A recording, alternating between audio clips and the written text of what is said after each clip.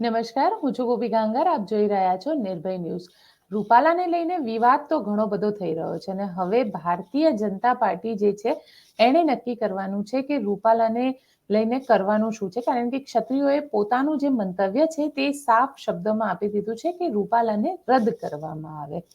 પરંતુ ઘણા બધા દિવસથી ઘણી બધી ચર્ચાઓ પણ થાય છે અને સવાલ એ આવે છે કે ભારતીય જનતા પાર્ટીની ઘેટી આમાં ક્યાં ભરાયેલી છે. આપણી સાથે આજે વાતચીત કરવા માટે દિનેશ સિંધવ જોડાઈ ગયા છે. આમ તો તમે એમને ઘણા બધા પત્રકારોના ઇન્ટરવ્યુમાં પણ જોયા છે ને ઘણી સેલિબ્રિટીઝના ઇન્ટરવ્યુમાં પણ જોયા હતા. પણ દિનેશભાઈને આજે પહેલો સવાલ એ રીતે પૂછીશ કે પોતે રાજપૂત સમાજથી આવે છે અને દિનેશભાઈ, શું લાગી રહ્યું છે તમને આ આખા મામલે, કારણ કે તમે તો અંદર સમાજથી કનેક્ટેડ છો, તમને શું લાગી રહ્યું છે આમાં?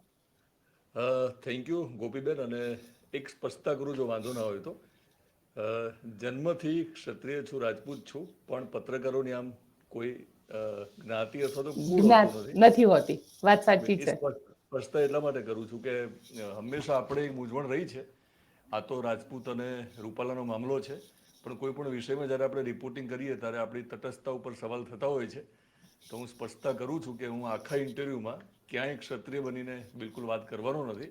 પણ એક રિપોર્ટર તરીકે હું જે કંઈ જાણું છું અથવા જે અનુભવું છું અને એક અંદાજ લગાવી શકું એ પ્રમાણે હું તમને કહી શકું. તમે કીધું કે શું થવાનું છે, તો હું બહુ સ્પષ્ટ માનું છું કે બહુ મોડું થઈ ચૂક્યું છે.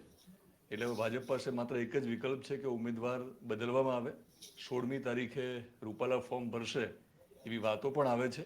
હાલ તેઓ સ્ટાર પ્રચારક હોવાના નાતે તમિલનાડુમાં પ્રચાર કરે છે. પણ મને એવું સ્પષ્ટ લાગી રહ્યું છે કે જે પ્રકારનું મોડું થયું છે એ પ્રકારે રૂપાલાની ટિકિટ કપાશે હું માનું છું. તમે માનો છો કે રૂપાલાની ટિકિટ કપાશે, પણ ભાજપની ઘેટી ક્યાં ફસાઈ છે અત્યારે?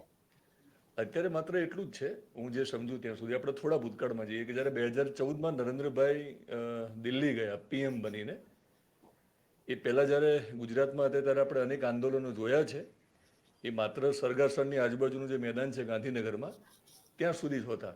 ત્યાંથી આગળ કશું રજૂઆત કરવા લોકો જઈ ના શકતા, પ્રદર્શન તમે ના કરી શકતા. એકમાત્ર એવું આંદોલન હતું જ્યારે 2014માં લોકસભા જીતીને પીએમ બને છે, સરનું આંદોલન.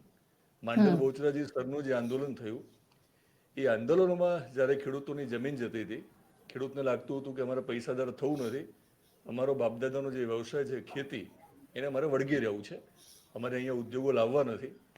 એ સમયે પણ આંદોલન જે પ્રકારે ચાલ્યું, આંદોલનમાં મોડું પણ એ વખતે થયું હતું, કારણ કે નરેન્દ્રભાઈ સુધી મેસેજ જતા બહુ વાર લાગી હતી. આપણે એવું માનતા હોઈએ છીએ કે પીએમ હશે તો એને બધી ખબર હશે. ત્યારે સીએમ હતા ત્યારે આપણે એવું માનતા હતા કે એમને બધી ખબર હશે, પણ એવું બનતું નથી. ક્યારેક જે વચ્ચેના જે નેતાઓ છે ડરતા હોય છે, એ વાત મૂકવામાં ડરતા હોય છે ને જે તે સમાજના આગેવાનો ખૂબ ડરતા હોય છે.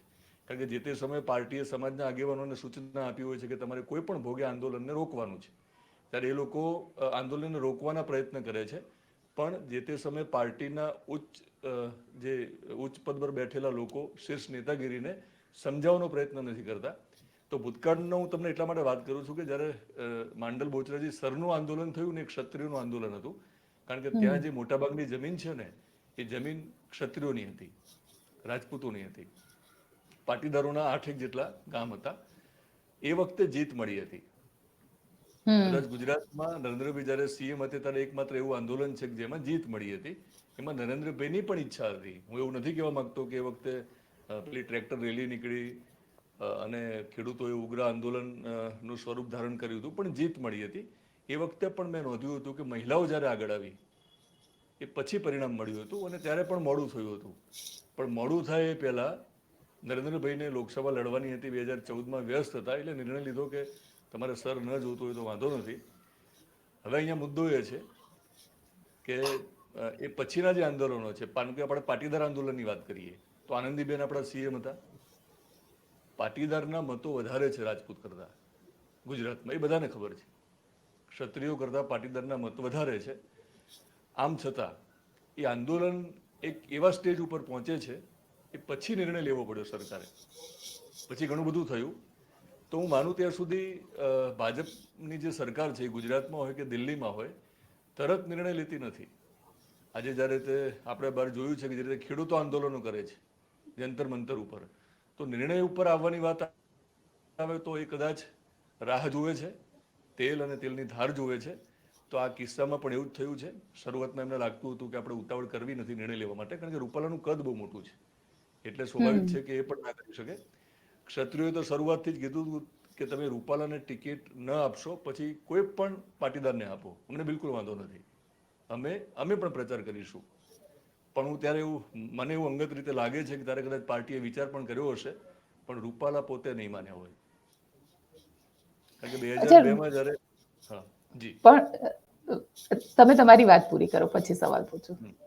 2002માં જ્યારે રૂપાલાજી છેલ્લી ચૂંટણી લડ્યા એ પછી તો એમને સીધા રાજ્યસભામાં લઈ જવામાં આવતા હતા. એમને ઘણા સમય પછી ચૂંટણી લડવાનો મોકો મળ્યો હતો. અને આખો મામલો મને એવું લાગે છે કે અભિમાન અને સ્વમાન એમાં બહુ પાતળી ભેદરેખા છે. એટલે આખો મામલો અભિમાન અને સ્વમાન વચ્ચેનો છે. અચ્છા, અભિમાન અને સ્વમાન તમે કહી રહ્યા છો, પરંતુ તમને એવું લાગે છે કારણ કે પુરુષોત્તમ રૂપાલા એ અત્યારે ભારતીય જનતા પાર્ટીના નેતા છે.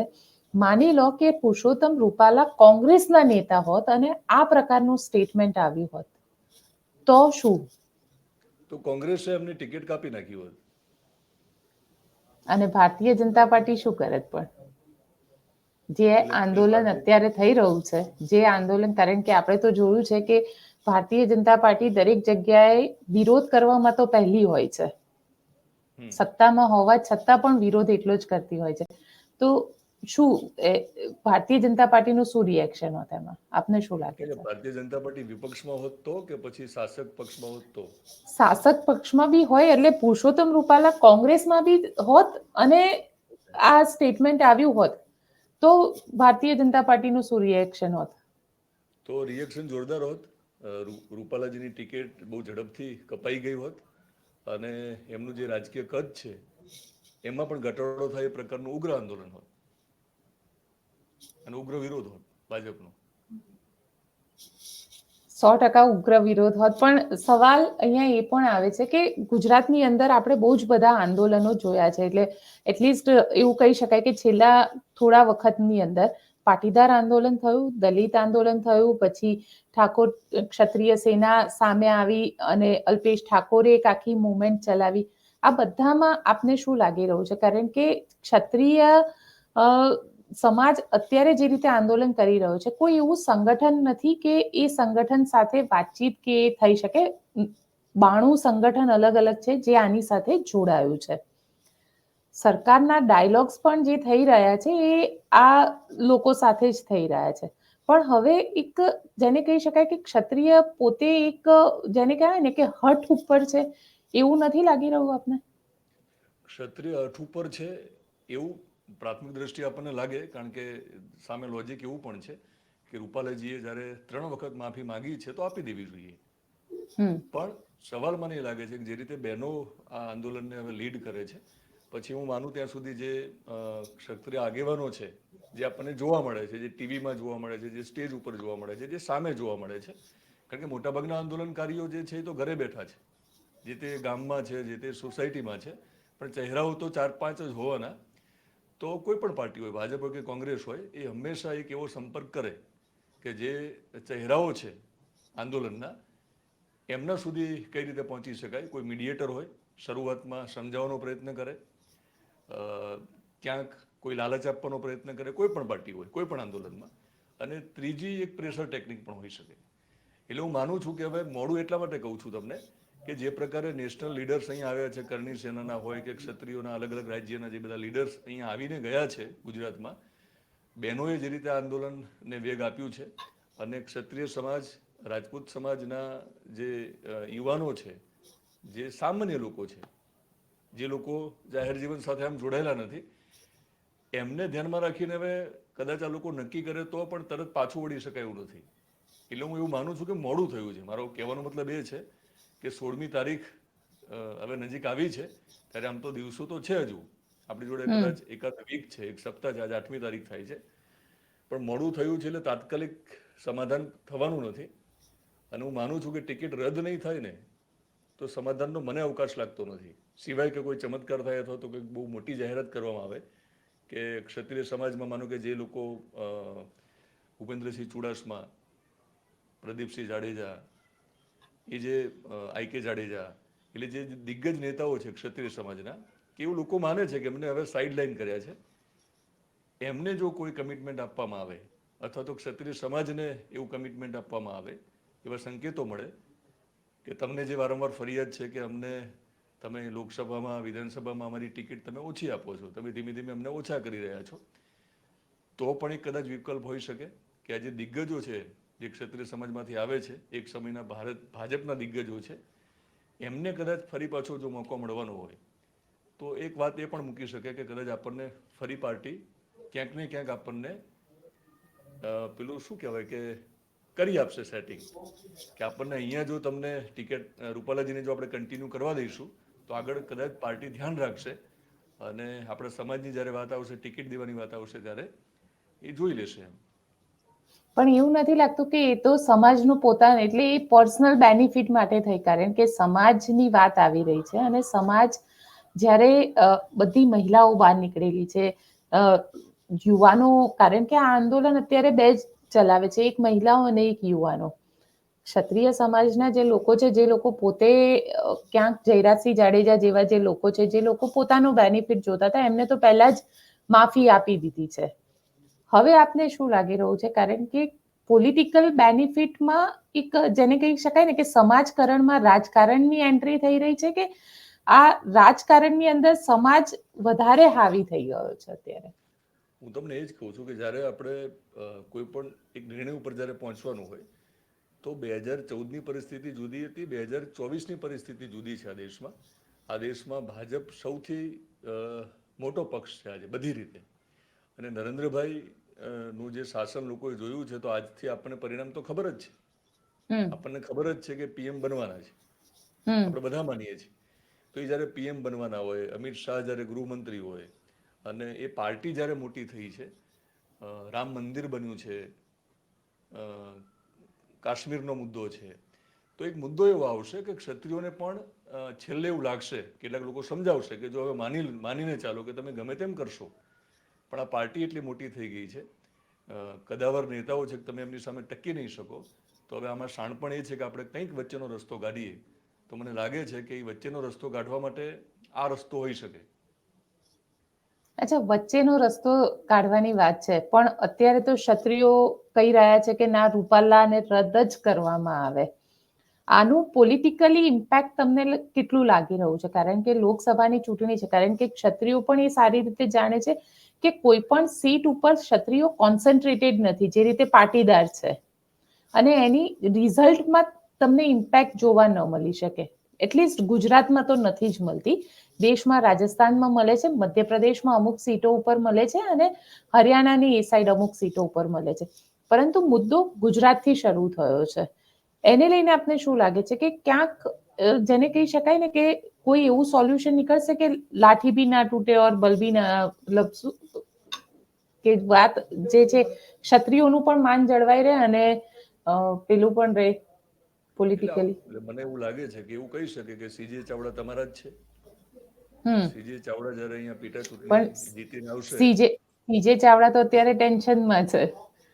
નહીં, પણ હું એવું માનું છું કેવું કે ચલો એ જીતી જશે ત્યાં, અમે એને મંત્રી બનાવી દઈશું, તો એક ક્ષત્રિય મંત્રી મળશે. એટલે એક રસ્તો એ પણ હોઈ શકે કે એટલે માનો કે તમે અત્યારે આપણે જ્યારે વાત કરી રહ્યા છીએ, હમ ક્ષત્રિયો અને રાજપૂત માને છે કે તમે અમારી ટિકિટ ઓછી કરી છે, તો એક રસ્તો આ પણ છે કે સીજે ચાવડા તો છે જ, એક વિકલ્પ છે એમની પાસે મંત્રી બનાવવા માટેનો, જ્યારે એ પેટા ચૂંટણી લડવાના છે ને પરિણામ જે આવશે એ પછી. રસ્તો મને આ લાગે છે, ને મોડું તો થયું જ છે, કારણ કે આંદોલનને તરત એકદમ સમેટી નહીં શકાય, હું એવું બહુ સ્પષ્ટ માનું છું. કારણ કે જો કન્ટિન્યુ કરવામાં આવશે રૂપાલાજીને તો આંદોલન બહુ પછી કંટ્રોલ બહાર જશે એવું મને લાગી રહ્યું છે. પછી કંટ્રોલ કરવા માટે સરકાર પાસે પાવર તો છે, એ કોઈ પણ સરકાર હોય, કંટ્રોલ કરવા માટેના પ્રયત્ન થશે, કંટ્રોલ કરી પણ લેશે, માની લો. પણ આપણે જે માનીએ છીએ એ પ્રકારની પરિસ્થિતિ અત્યારે છે, કદાચ 16મી તારીખ પછી ના પણ હોય ગુજરાતમાં. કારણ કે અત્યારે બેનરો લાગ્યા છે, હમ ઘણી બધી જગ્યાએ. કારણ કે ભાજપના લોકો જ્યારે પ્રચારમાં જશે ત્યારે એવું કહેવામાં પણ આવે, એટલે પ્રવેશબંધી પણ છે, બેનર પણ લાગ્યા છે, કે આપણને ઓડિયો ક્લિપ જે આપણે સાંભળીએ છીએ, આપણે એટલા માટે વધારે બતાવતા નથી કારણ કે આપણી ફરજ છે કે આપણે સમાજમાં અશાંતિ ન ફેલાવી જોઈએ. તો જે ઓડિયો ક્લિપ અલગ અલગ પ્રકારની વાયરલ થઈ રહી છે એટલે ધીમે ધીમે જે રોષ જે છે એ વધતો જવાનો છે.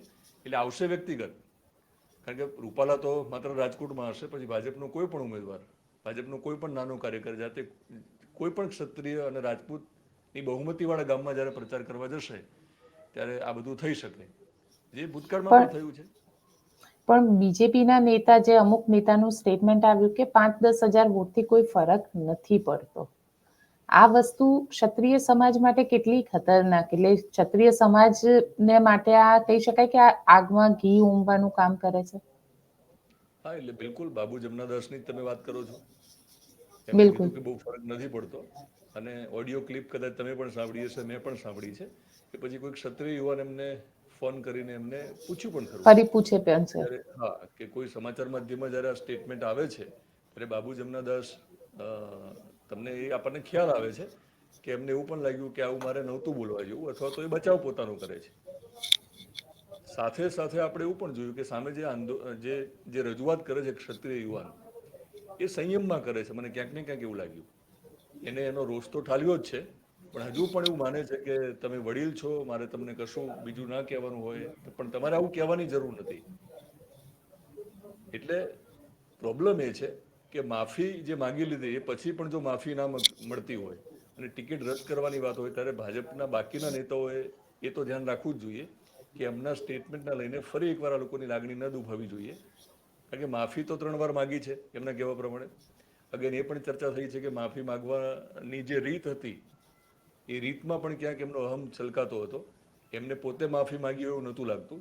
એમને એવું લાગતું હતું કે પહેલી વખત જ્યારે માફી માગી ત્યારે એવું લાગતું હતું કે મને ફોન આવ્યો છે, મને ભૂપેન્દ્રસિંહ ચુડાસમાનો મને ફોન આવ્યો છે, મને રાજકોટ રાજવી પરિવારમાંથી મને ફોન આવ્યો છે અને તમે લાગણી જે વ્યક્ત કરી છે, તમારી નારાજગી તમે વ્યક્ત કરી છે, એટલે માફી માંગુ છું. બીજી માફી માંગી ત્યારે કીધું કે મારી પાર્ટીને મારા કારણે ખરાબ એનું દેખાયું છે અને મારી પાર્ટીએ સાંભળવું પડે છે, એટલે હું માફી માંગુ છું. એટલે ક્યાંક ને ક્યાંક આ એક મેસેજ ગયો પણ છે અને ક્ષત્રિય માને છે કે રૂપાલાને માફી તો માંગવી નથી પણ માંગવી પડે છે. એટલે એમને એ માફીનો સ્વીકાર નથી કર્યો અને સ્વીકાર નથી કર્યો અને ટિકિટ રદ કરવાની જે સીધી માંગ છે એમની, કે બીજો કોઈ વિકલ્પ તો આપતા જ નથી. હવે સીધી રદ કરવાની વાત કરે છે ત્યારે હું માનું છું કે રૂપાલાએ જે રીતે મીડિયાને કીધું હતું કે મારે વધારે આમાં બોલવું નથી, ફરી પાછો વિવાદ વકરશે. બાબુ જમનાદાસથી માંડીને જે કંઈ બાકીના જે નેતાઓ છે, ઇવન હું તો માનું છું કોંગ્રેસના નેતાઓ પણ આમાં આવી ગયા કે કોંગ્રેસના નેતાઓએ પણ એવા સ્ટેટમેન્ટ ન કરવા જોઈએ કે જેના કારણે આંદોલન વધારે ઉગ્ર બને. કારણ કે ગુજરાતમાં શાંતિની જરૂર છે.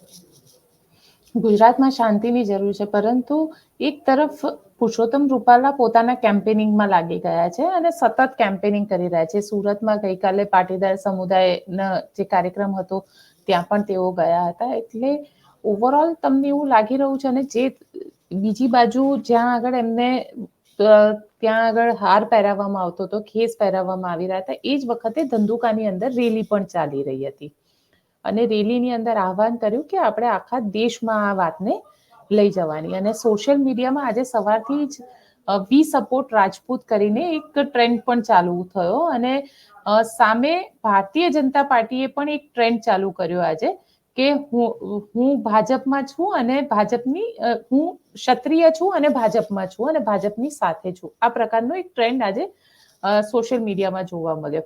તમને લાગી રહ્યું છે કે આ આંદોલન જે છે એ સોશિયલ મીડિયા થકી આખા દેશમાં જો સ્પ્રેડ થશે તો ભારતીય જનતા પાર્ટી આને વધારે લોસ જશે એને? સોશિયલ મીડિયાની તમે વાત કરી છે તો કેટલાક લેટર પેડમાં કેટલાક લખાણ અત્યારે વાયરલ થઈ રહ્યા છે કે ફલાણા ફલાણા સમાજના લોકો આંદોલનને ટેકો કરે છે અને કેટલાકમાં એવું પણ છે કે ફલાણા ફલાણાના સમાજના લોકો જે રાજપૂતમાં જ આવે છે, જે ક્ષત્રિયમાં આવે છે, એ લોકો રૂપાલાજીને ટેકો કરે છે. પણ કેટલાક અંશે એવું પણ મેં જાણ્યું, જ્યારે તમે એમાં ડિટેલમાં જશો તો એ ફેક્ટ પણ છે. કેટલાક લોકોએ એને ઊભા પણ કર્યા છે. એટલે એની અંદર પણ બે ભાગલા પડે ક્ષત્રિયની વચ્ચે, કારણ કે અલગ અલગ ફિરકાઓ છે એટલે સ્વાભાવિક છે કે એ મુદ્દો છે. એટલે એને કોઈ માની લેવાનું કારણ નથી. સોશિયલ મીડિયામાં જેટલી પણ વાતો આવે છે, અને હું માનું છું પર્સનલી કે એના ઉપર તમારે ભરોસો ના કરવો જોઈએ જ્યાં સુધી કોઈ પણ આંદોલનની સમિતિ હોય અથવા તો સરકાર તરફથી જ્યારે ઓફિશિયલ સ્ટેટમેન્ટ ના આવે એ સિવાયની કોઈ પણ વાતો ન માનવી જોઈએ એવું હું પર્સનલી માનું છું. કારણ કે વોટ્સએપ યુનિવર્સિટીમાં આપણને ખ્યાલ છે કે ફેક ન્યૂઝ વધારે હોય છે. અત્યારે તો આ લોકોને, મને પર્સનલી એવું લાગે છે કે એમને ડર નથી. એમને માત્ર કદાચ રાજસ્થાન અને યુપીમાં આની એક અસર જાય અને ત્યાં કદાચ આંદોલન ઉગ્ર બને એવું એમને લાગી રહ્યું છે. પણ મને લાગે હજુય કદાચ એ લોકો જોઈ રહ્યા છે. હજુ મને એવું લાગે છે કે 3 દિવસ રાહ જોશે બીજેપી. એમને હજુ પણ એવી ખાતરી છે કે ગુજરાતની બહાર આંદોલન નહીં જાય અને એટલી બધી અસર નહીં થાય. હજુ ટેસ્ટ કરી રહ્યા છે રૂપાલાને. અચ્છા, એક આવતીકાલે રાજ શેખાવતે સ્ટેટમેન્ટ આપ્યું છે કે આવતીકાલે બપોરે 2 વાગે કમલમનો ઘેરાવ કરવાનો. આજે રવિન્દ્ર ભાટી પણ અહીંયા હતા, જે બાડમેરથી પોતે જ નિર્દલીય ત્યાં ધારાસભ્ય છે ને હવે લોકસભાનું ઇલેક્શન લડી રહ્યા છે. આને તમને એવું લાગે છે કે વિપક્ષ પણ આને એન્કેશ કરી રહી છે? કારણ કે એન્કેશ કરવા જેવો મુદ્દો તો છે જ, પણ એ રીતે એન્કેશ કરી રહી છે કે જેનાથી અલ્ટિમેટલી એક એવું લાગે કે એક આખું સમાજને એક પોલિટિકલી યુઝ કરવાની વાત થઈ રહી છે. એટલે કોઈ પણ આંદોલન હોય, માનો કે અન્ના હજારીનું આંદોલન હતું તો આપણને લાગતું હતું બધાને કે આંદોલન સરકાર સામે હતું, સરકારના ભ્રષ્ટાચાર સામે હતું. પણ એ પણ હકીકત હતી કે આરએસએસના સંપર્કમાં અન્નાજી હતા. એટલે આંદોલન ફાઇનલી કોઈ પણ આંદોલન હોય તો હંમેશા એવું રહેવાનું કે કોઈ પણ આંદોલન હોય, કોઈ પણ સમાજનું આંદોલન હોય તો જે તે સમયે સમાજમાંથી કેટલાક લોકો આગળ આવે એ આંદોલનને લીડ કરવા માટે. કારણ કે લીડ કરવા માટે દરેકની પાસે સમય અને શક્તિ નથી હોતા. એમાં કેટલાક શક્તિશાળી લોકો હોવાના, કેટલાક લોકોની જોડે સમય અને શક્તિ બંને હોવાનું, કેટલાક લોકો જોડે સમય, શક્તિ અને શાણપણ ત્રણેય હોવાનું. કોઈ પણ આંદોલનમાં અલગ અલગ પ્રકારના લોકો આગળ આવે, ચહેરો બને અને પછી આંદોલનને આગળ લઈ જવાનો પ્રયત્ન કરે. અને એમાં કદાચ કોઈ પણ આંદોલન હોય, કોઈ પણ સમાજનું આંદોલન હોય, એમાં દરેકના વ્યક્તિગત હિતો પણ સમાયેલા હોય. એ પછી આગળ જઈને આપણને એના પરિણામો જોવા મળતા હોય છે કે એમાંથી આપણને કોઈક નેતા પણ મળે, આગળ જઈને કદાચ પછી ચૂંટણી પણ લડે. અત્યારે તમે જે મને સવાલ કર્યો છે કે કોંગ્રેસની શું ભૂમિકા હશે, તો કોંગ્રેસની જે ભૂમિકા છે એને લઈને ચર્ચા તો થઈ રહી છે. એમાં હું ના પણ નહીં પાડી શકું કે કોંગ્રેસ આ આંદોલનને હવે ધીમે ધીમે પડદા પાછળ એને સપોર્ટ કરતું હશે. પણ કોઈ પણ ભાજપ હોય કે કોંગ્રેસ કે પછી અરવિંદ કેજરીવાલની આમ આદમી પાર્ટી જે નવી આવી છે, એ કોઈ પણ આંદોલનમાં શક્ય હોય ત્યાં સુધી ખુલ્લીને ના આવે સામે, પહેલાં જુએ અને પછી જો મોકો મળે તો આંદોલનને ક્યાંક પડદા પાછળ ટેકો આપીને આગળ લઈ જવાનો પ્રયત્ન કરાય. પણ હું વ્યક્તિગત એવું માનું છું કે હાલ હું એવું કોઈ પ્રૂફ સાથે કહી શકતો નથી, કારણ કે મને ખાતરી એવી કોઈ ઘટનાઓ સીધી રીતે આપણી સામે આવી નથી. કારણ કે યુવરાજસિંહની આપણે વાત કરીએ છીએ કે યુવરાજસિંહ આંદોલનમાં જોવા મળે છે આપણને, પણ એ કોંગ્રેસમાં નથી. પણ છે તો વિપક્ષમાં. હા, વિપક્ષમાં છે. એમ તો પરેશ ધાનાણી જે રીતે ટ્વીટ કરે છે, બરાબર, તો ટ્વીટ કરીને જે કામ કરે છે આંદોલનને એક પ્રકારનો ટેકો કરવાનો, એટલે આમ જુઓ તો એ આંદોલનને સપોર્ટ પણ થઈ રહ્યો છે. પણ હાલ કોંગ્રેસ પ્રેરિત છે એવું હાલ નથી, હું માનું ત્યાં હા, સુધી એટલે એકદમ કોંગ્રેસ ખુલ્લીને પ્રેરિત નથી. નથી. તમે અત્યારે કહી હા, કોંગ્રેસ પ્રેરિત નથી, પણ સમર્થન, હા કોંગ્રેસ કોંગ્રેસનું સમર્થન આપી રહી છે. અને શક્તિભાઈ જ્યારે પોતે વાત કરી રહ્યા હોય ત્યારે ક્ષત્રિય નેતા તરીકે પોતાની ઇન્ટરવ્યુ પણ આપે છે. હાલ એટલે હું હાલ ખુલ્લે આપણે અત્યારથી નહીં કહી શકીએ. મને લાગે એમાં આપણે થોડા વહેલા ગણાશું. આપણે સામાન્ય કોઈ પણ ગામમાં પણ ઝઘડો થાય ને બે જણની વચ્ચે અથવા સોસાયટીમાં થાય, તો જો તમને આંદોલન કરવાની ટેવ ના હોય, તમને લડવાની ટેવ ના હોય, તમારામાં તાકાત હોય તો કોકનો તમારે સહારો લેવો પડે કે જેને વર્ષોથી આવડતું હોય. તો એવું બને કે ભાઈ એક, માનો કે અમારા તમને સરનો આંદોલનની વાત કરું કે લાલજી દેસાઈ, લાલજી દેસાઈ કોંગ્રેસમાં છે અત્યારે, એ માંડલ બહુચરાજી સરના આંદોલનને લીડ કરતા હતા. ત્યારે પાર્ટી સાથે જોડાયેલા નહોતા, પછી કોંગ્રેસમાં ગયા.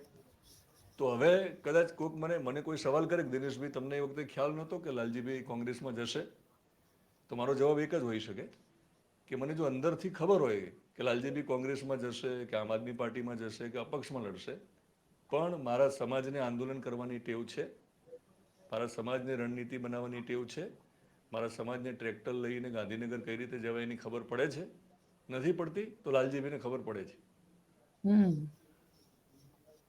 તો એવું પણ બને કે ક્યાંક કોંગ્રેસની મદદ કદાચ આ રીતે કોઈ એક લેવામાં આવી રહી હોય એવું પણ બને.